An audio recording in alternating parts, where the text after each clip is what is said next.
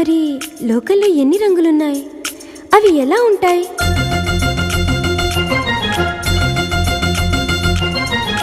బుగ్గ మీద వెచ్చని సిగ్గు వచ్చినప్పుడు దానిని అడుగు, ఎర్రదనం అంటే చెబుతుంది. పెదవి కొమ్మ పూసిన పువ్వు అందమైన నీ చిరునవ్వు, తెల్ల రంగు అట్టా ఉంటుంది.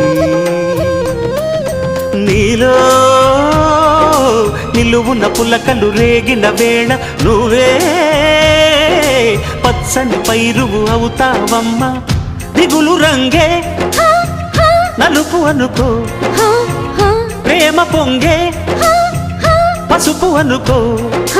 భావాలను గమనిస్తుంటే ప్రతి రంగును చూస్తున్నట్టే, చూపులు ఎవరివైనా చూపించే లోకం ఒకటి.